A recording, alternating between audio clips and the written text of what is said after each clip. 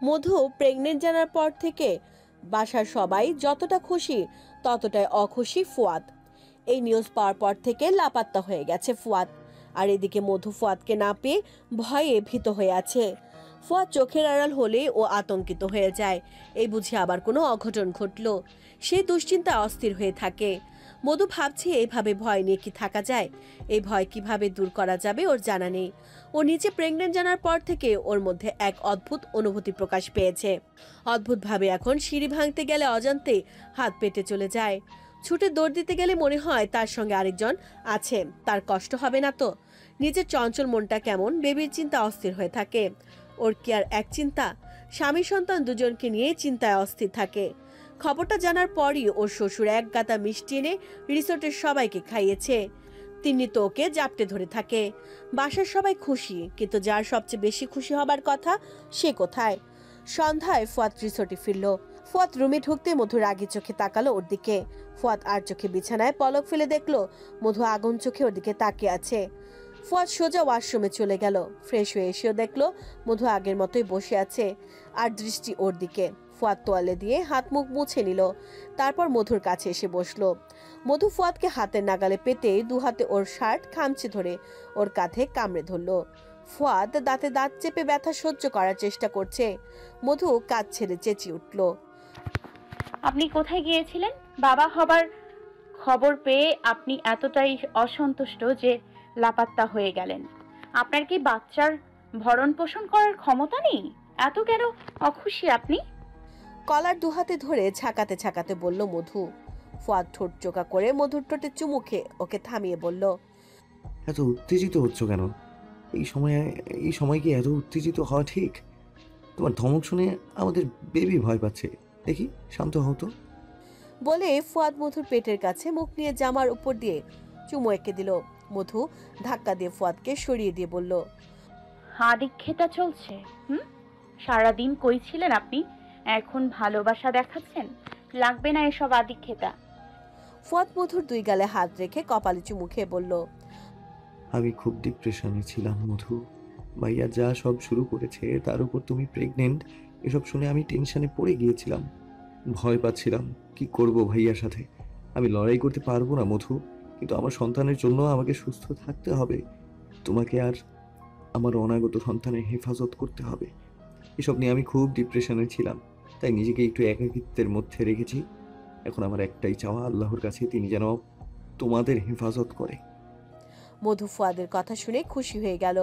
ফুয়াদকে জড়িয়ে ধরে বলল, আমি কত টেনশনে ছিলাম জানেন আপনি? আমাকে কখনো এভাবে একা রেখে কোথাও যাবেন না। ওকে জান। মানবিমানের পাল্লা মিটিয়ে ফুয়াদ মধু একে অপরকে জড়িয়ে ধরল। পরদিন ওরা সবাই বাসায় ফিরে আসলো। বাসায় ফেরার একদিন পরে মধুর বাবা মা এসে হাজির হলো। হঠাৎ তাদের আগমনে বাসার প্রত্যেকে অবাক হয়ে যায়।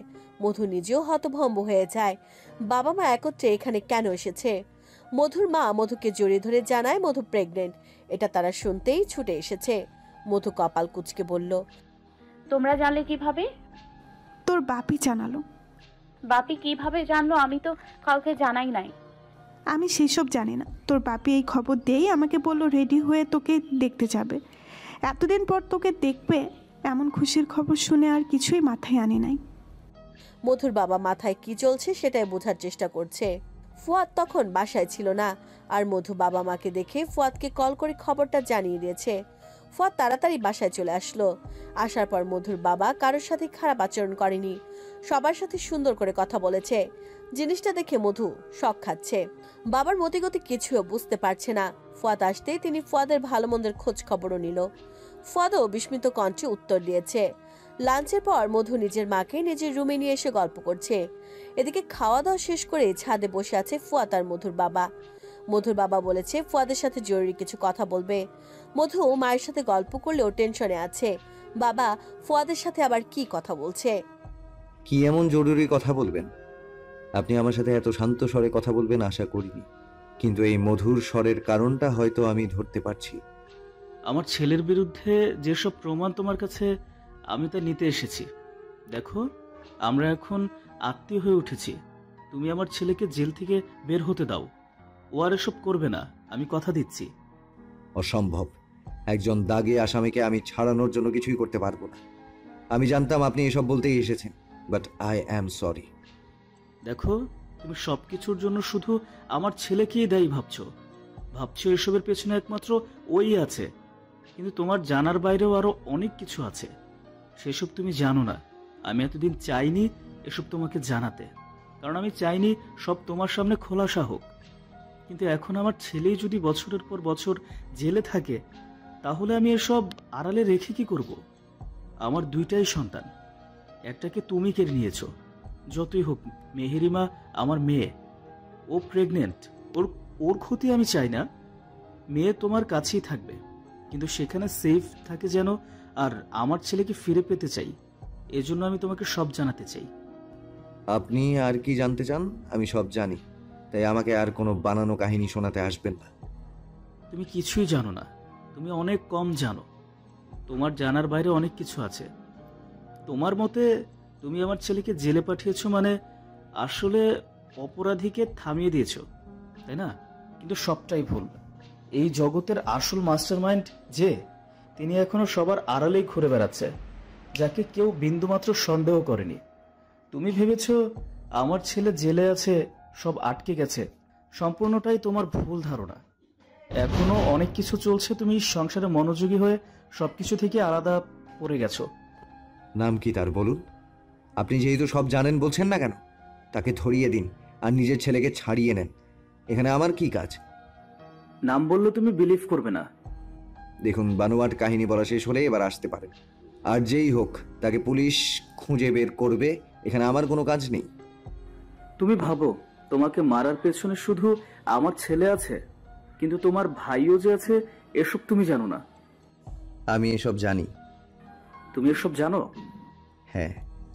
তাহলে তো জানোই তোমার আসল শত্রু আমি না, তোমার প্রাণের ভাই তোমাকে মারতে চায়। হ্যাঁ জানি। সব জানার পরও এতটা শান্ত কিভাবে আছো তুমি? আপনার কথা শেষ হলে কি এবার আমি উঠতে পারি? সব জানো, সব জানার পরও কেন আমার ছেলেকে একা জেলে রেখেছো, যেখানে আমার ছেলের থেকেও বড় ক্রিমিনাল তোমার নিজের আপন ভাই?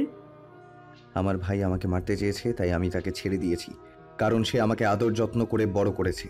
মারার অধিকার আছে, কিন্তু আপনার ছেলে সাধারণ জনগণ মারতে চেয়েছে, মেরেছে। তুমি এখনো সবটা জানো না। তাহলে তুমি হয়তো জানো না এই কাজের আসল বস সমুদ্র। ফুয়াদ উঠে চলে যাবে ভেবেছিল, কিন্তু এমন শক পেলে কি আর যাওয়া যায়? তার হয়েই আমার ছেলে কাজ করেছে। তোমার ভাইয়ের সাথে আমাদের কাজের সূত্রেই পরিচয়। কাজের সূত্রে আমাদের বাসায় সমুদ্র অনেকবার গিয়েছে।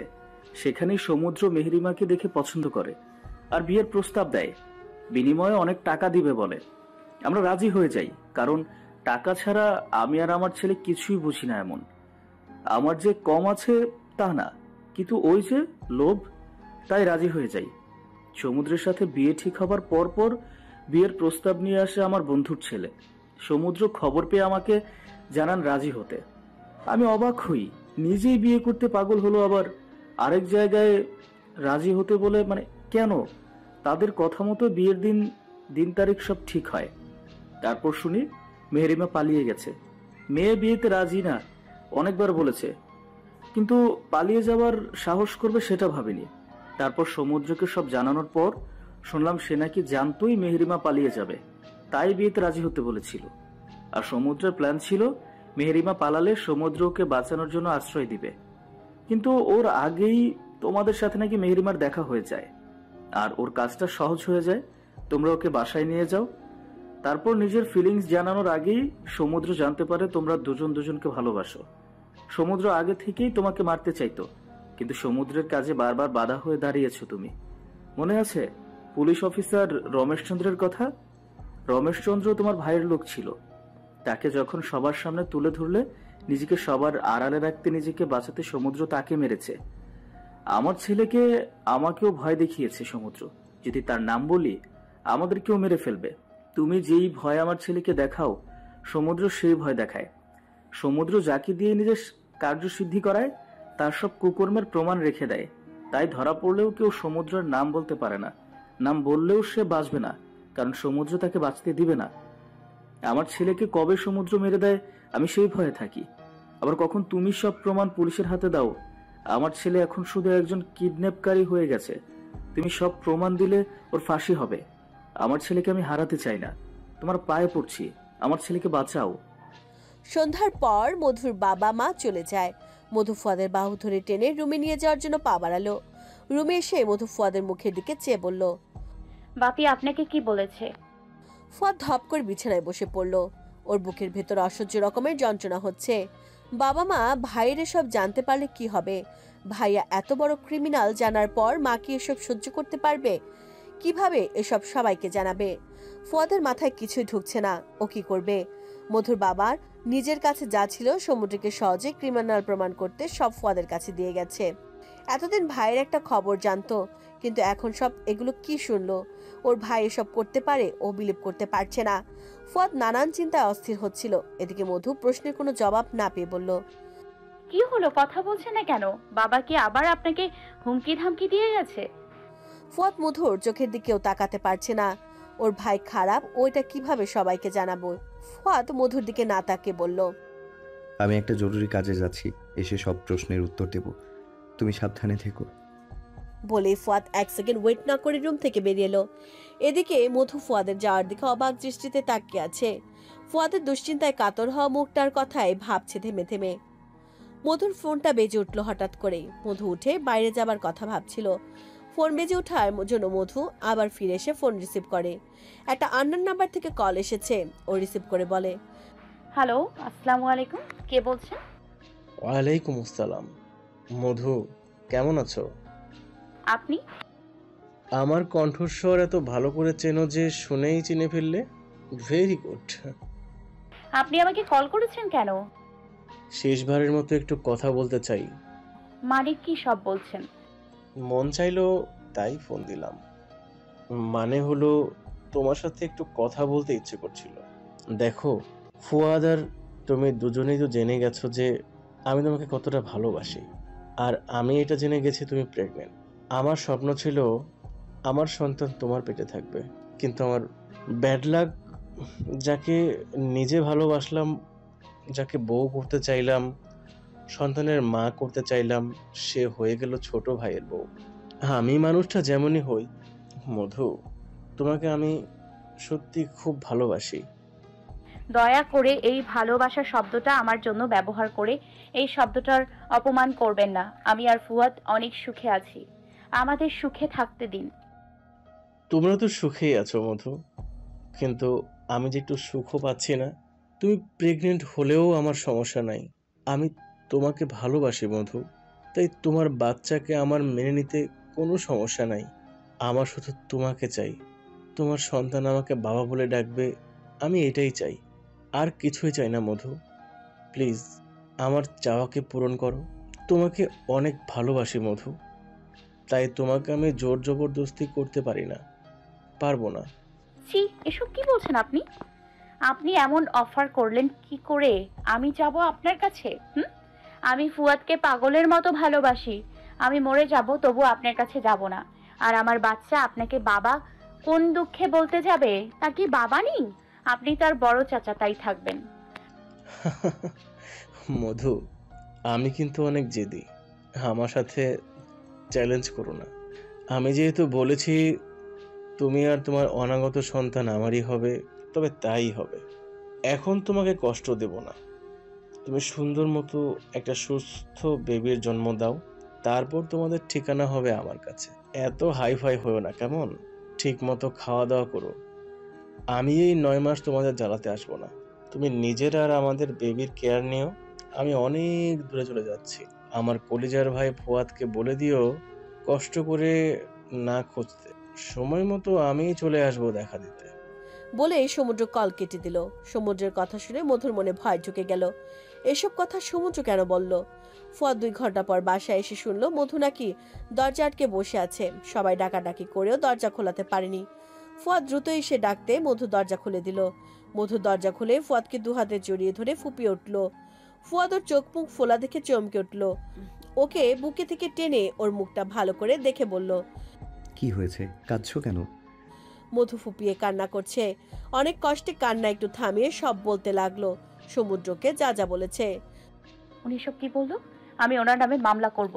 আপনি আমাকে বাধা দিতে পারবেন না, বলে দিলাম। মধু, শান্ত হও, তোমার কিছুই করতে হবে না। আমি ভাইয়া নামে অলরেডি মামলা করে এসেছি। হোয়াট? মধু চোখ বড় বড় করে ফুয়াদের দিকে তাকিয়ে আছে। ফুয়াদের মতো শক্ত মানুষটাও মুখ চেপে ধরে কান্না করে উঠল। মধু কিছু বুঝতে পারছে না ফুয়াদ হঠাৎ এমন কেন করছে। ফুয়াদ উন্মাদের মতো কান্না করছে। দরজায় নক করছে নাফিসা বেগম। মধু ফোনে সমুদ্রের কল আসার পর দরজা আটকে কান্না করেছে। কিছুই খায়নি। মধু প্রেগনেন্ট জানার পর ওকে সবাই খাওয়ার উপরই রাখছে। এখনো নাফিসা বেগম ফল কেটে নিয়ে এসেছে। মধু ফুয়াদের জন্য দরজাও খুলতে পারছে না। ফুয়াদ উঠে লাল চোখ নিয়ে ওয়াশরুমে চলে গেল আর মধু দরজা খুলল। নাফিসা বেগম ভেতরে ঢুকে বলল, কি হয়েছে তোমার? দরজা আটকে ছিলে কেন? ফুয়াদের সাথে কি ঝগড়া হয়েছে? না তো, এমনি মাথা ব্যথা করছিল তাই শুয়ে পড়েছিলাম। নাফিসা বেগম বুঝলেন মধু মিথ্যা বলছে। তাও কিছু না বলে একগাল হেসে ওর হাতে প্লেট দিয়ে বলল খেয়ে নিতে। তারপর তিনি চলে গেলেন। মধু প্লেট নিয়ে আবার দরজা আটকে বিছানায় এসে বসলো। ফুয়াদ চোখে মুখে পানি দিয়ে এসে গায়ের শার্ট খুলে টি শার্ট পরে নিল। মধু আপেলে কামড় দিতে দিতে বলল, বললেন না কি হয়েছে? আব্বু তখন কি এমন বলে গেল যে আপনি সমুদ্র ভাইয়ার নামে মামলা অবধি করে আসলেন? আমি এতদিন বলেও তো রাজি করাতে পারি না। ফুয়াদ মধুর প্লেট থেকে আঙ্গুর নিয়ে মুখে দিল। তারপর ওর কোল থেকে প্লেট সরিয়ে মাথা দিয়ে শুয়ে পড়ল। মধু মামলার কথাটা শুনে অনেক খুশি হয়েছে মনে মনে, কিন্তু প্রকাশ করছে না। ও ফুয়াদের মতিগতি বোঝার চেষ্টা করছে। ফুয়াদের মনে কি চলছে সেটাই বোঝার ট্রাই করছে। ফুয়াদ মধুর হাত ধরে বলল, বাসা সবাই এটা জানার পর আমাকে ভুল বুঝতে পারে মধু, কিন্তু ভাইয়ার নামে শুধুমাত্র নিজের জন্য মামলা দেইনি। তিনি যেসব অন্যায় করেছে সেসব ছেড়ে দেওয়ার অধিকার আমার নেই। আমি নিজের জানের পরোয়া করি না, কিন্তু আমার ভাইয়ের জন্য অনেক মানুষ আতঙ্কে থাকুক সেটাও আমি চাই না। তাই আমার যতটুকু করার আমি করেছি। সবটা খুলে বলুন আমাকে, আমি কিছু বুঝতে পারছি না। মাহাতিব হোসেন ফুয়াদকে যা বলেছে সবটাই ফুয়াদ মধুকে বলল। ওটা সত্যি আপনার আপন ভাই তো? আমার না বিলিভ হচ্ছে না। ভাইয়া এমন খারাপ পথে কবে চলে গেল মধু? আমি ভাবতাম তিনি শুধুমাত্র ড্রিঙ্কস করে, কিন্তু তিনি এত কিছু করেছে আমি কল্পনা করতে পারছি না। নিজেকে বাঁচানোর জন্য উনি এতগুলো খুন করেছে। ভাইয়া খারাপ বন্ধুদের সাথে মিশে এই পথে গিয়েছিল, তাই তার এই দিকটা মেনেই আমরা থেকেছি। কিন্তু সে তো সব সহ্যের সীমা অতিক্রম করেছে। এসব পরিবারের সবাই জানলে কি হবে? আর এসব ছড়িয়ে গেলে আমাদের মান ইজ্জত সব শেষ হয়ে যাবে। কারো সামনে আমরা মুখ দেখাতে পারবো না। সব শেষ করে দিল ভাইয়া। কিন্তু কেন করলো এসব? এসব করে তিনি কি পেলেন? মধু ফুয়াদের কথা শুনে স্তব্ধ হয়ে গেছে। কথা বলার ভাষা হারিয়ে ফেলেছে। সমুদ্র এতটা খারাপও কল্পনা করেনি। এ তো দেখি ওর বাপ ভাইয়ের থেকেও বেশি খারাপ। মধু ফুয়াদের চুল টেনে দিচ্ছে। এই প্রসঙ্গ চেঞ্জ করে বলল, আপনার ফোন কি হয়েছে? এতবার কল দিয়েছি, খালি বন্ধ। চার্জ নেই, বন্ধ হয়ে গেছে। মধু ফুয়াদের ফোন নিয়ে অন করলো। সাথে সাথে মেসেজ টোন বেজে উঠল। ও ফুয়াদের হাতে ফোন দিয়ে বলল, এত মেজাজ কেন দেখান বলেন তো? ফুয়াদ মেসেজ ওপেন করে বলল, আমি জানি তুই সব জেনে গেছিস ছোট, এবার আর তুই আমাকে ছাড়বি না। কিন্তু আমি তো এত সহজে ধরা দেব না। পুলিশের হাতে তো নই। তাই আমি দেশ ছেড়ে চলে যাচ্ছি। ভালো থাকিস, বাবা মাকে দেখে রাখিস। মনে রাখিস তোর জন্যই আমি দেশ ত্যাগ করলাম। ফুয়াদ লাফ দিয়ে উঠে বসলো। তাড়াতাড়ি পুলিশকে কল করে বলল সমুদ্রকে খুঁজতে, এয়ারপোর্টে যেতে ইমিডিয়েটলি। কাউন্টার চেক করেও সমুদ্রের নামে কাউকে দেশের বাইরে যাওয়ার নাম পেল না পুলিশ। সব শুনে ফুয়াদ বলল, ভাইয়া কি তাহলে মিথ্যে বলে আমাদের দৌড় করালো? এক সপ্তাহের মধ্যে জানাজানি হয়ে গেল ফুয়াদ সমুদ্রের নামে মামলা করেছে। এটা জানার পরে বাসার সবাই ফুয়াদের সাথে এক প্রকার কথা বলা বন্ধ করে দিয়েছে। নিজের বড় ভাইয়ের নামে কেন মামলা করেছে এসব নিয়ে ওর সাথে সবাই রাগারাগি করতে শুরু করে। সমুদ্রের ব্যাপারে যখন সবকিছু জানালো তখন কেউ এসব বিশ্বাস করলো না। তাদের এক কথা, তাদের ছেলেকে কেউ ফাঁসাচ্ছে। নাফিসা বেগম তো ফুয়াদের সাথে কথা বলা বন্ধ করে দিল। এর জন্যই তার ছেলে এমন পালিয়ে পালিয়ে বেড়াচ্ছে। এক ছেলে তার আরেক ছেলের নামে মামলা করেছে। এমন দিনও তার দেখতে হলো। আর কত কিছু তার দেখার বাকি আছে সে জানে না। এখন সে দিনরাত চিৎকার করে কান্না করে আর বিলোপ করে, আমার ছেলেকে আমার কাছে এনে দাও। ফুয়াদকে চোখের সামনে দেখলে আবার বাজে কথা বলতে শুরু করে। মধুর ওপর যতটুকু ভালোবাসা তৈরি হয়েছিল সবটাই আবার পানি হয়ে গেছে এখন। বাসার কেউ ফুয়াদ মধু দুজনের একজনকেও সহ্য করতে পারছে না। সবাই মনে করে মধু ফুয়াদের জীবনে আসার পর থেকে দুই ভাইয়ের মধ্যে ঝামেলা হয়েছে। মধু একটা অলক্ষী। তার জন্য তার এক ছেলে আরেক ছেলের নামে মামলা করেছে। ছেলে বাড়ি ছাড়া হয়েছে। সব করেছে মধু। সবকিছু মধুর ওপর পড়লো। এত ঝামেলা নিয়ে থাকার জন্য মধু কয়েকদিনে অসুস্থ হয়ে পড়ল। তাই ফুয়াদ বাধ্য হয়ে মধুকে নিয়ে মধুর বাবার বাসায় আসলো। এতে অবশ্য বাসার কেউই দ্বিমত পোষণ করলো না। মধু আর ফুয়াদ বাসা থেকে বেরিয়ে আসাতে তারা সবাই খুশি হয়েছে।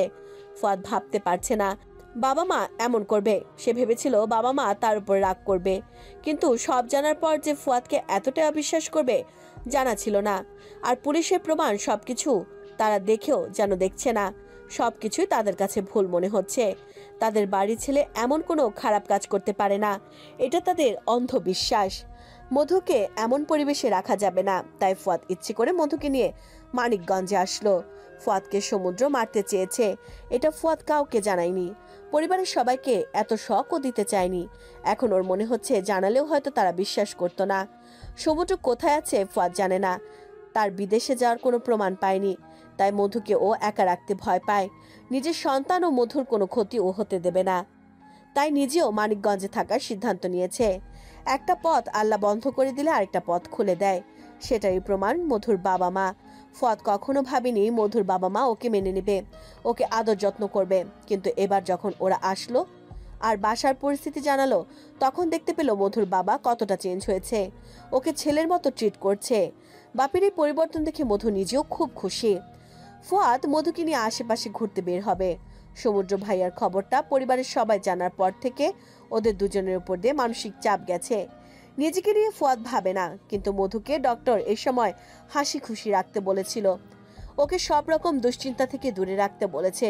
কিন্তু তাদের কপাল এতটাই খারাপ যে সমস্ত টেনশন দুশ্চিন্তা এই সময় এসেই মাথায় চেপে বসেছে।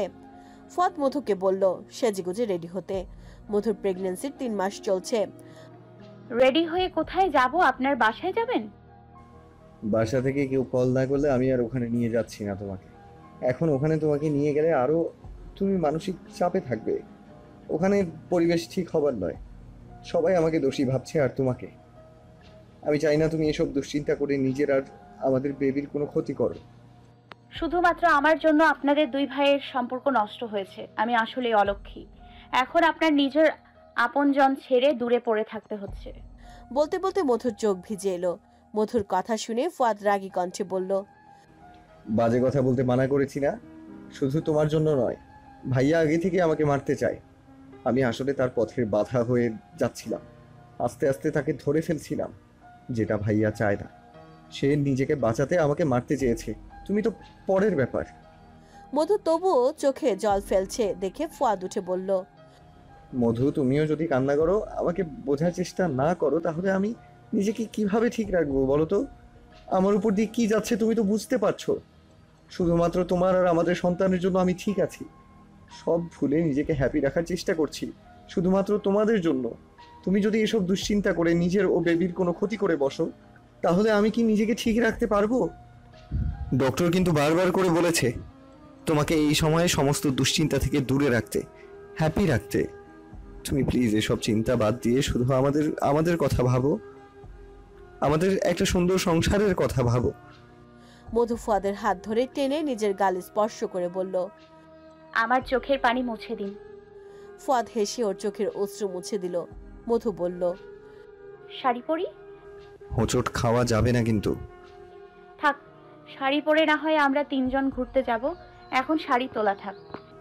হ্যাঁ জান, আমাদের ছোট্ট একটা পরি আসবে, তারপর আমরা 3 জন ঘুরতে যাব।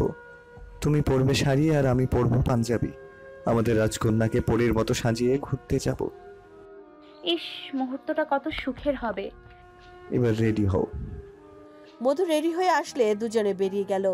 মধুর সমবয়সী ছেলেমেয়েরা অনেকদিন পর মধুকে আর সাথে একটা অপরিচিত ছেলেকে দেখে এগিয়ে আসলো। ওদের দিকে হাঁ করে তাকিয়ে আছে।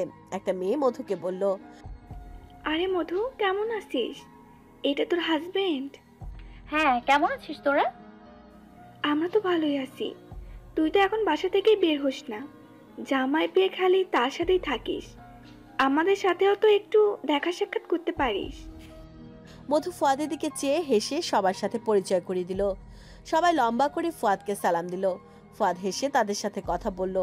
ওদের থেকে একটু দূরে দুটো মেয়ে দাঁড়িয়েছিল, তারা কাছে আসেনি।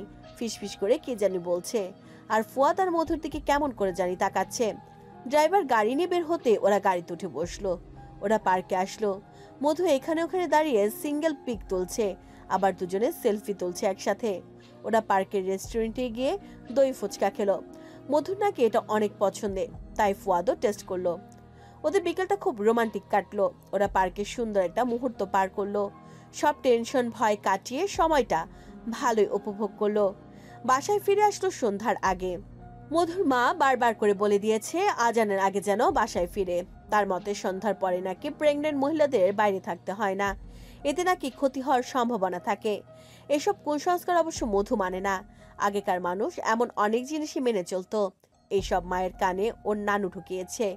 নানু মারা গেছে, তাও অনেক বছর হলো। এসব না মানলেও মায়ের কথা মধু বা ফুয়াদ কেউই ফেললো না। ওরা সন্ধ্যার আগে বাসায় ফিরে আসলো। ফুয়াদ সারাদিন মধুর পেছনেই থাকে, নিজের বইয়ের কেয়ার নিজেই নেয়, কাউকে ওর দরকার পড়ে না। ফুয়াদ মানিকগঞ্জে যাওয়ার পরে নিজের কাজে থেকে দূরেই আছে। ওদের বস তিনি ওকে অনেকবার কল করে জরুরি মিশনে পাঠাতে চেয়েছে, কিন্তু ও রাজি হয়নি। ওর মন এখন সব সময় ভয়ে থাকে, ও মধুর থেকে দূরে গেলে না জানি মধুর কোন বিপদ হয়ে যায়। মানিকগঞ্জে থাকার 2 মাস পর নাফিসা বেগমের নাম্বার থেকে কল আসলো ফুয়াদের নাম্বারে। মধুর এখন 5 মাস চলছে। ওর পেট আগের থেকে এখন অনেকটা বড় বড় লাগে, হাঁটা চলা অনেকটা সাবধান এসেছে। মধু প্রেগনেন্ট জানার পর থেকে অবশ্য হাঁটা চলাতে অনেক সাবধানী হয়ে গিয়েছিল, এখন তো আরো। প্রতি মাসে ওকে ডক্টরের কাছে নিয়ে যাওয়া হয়।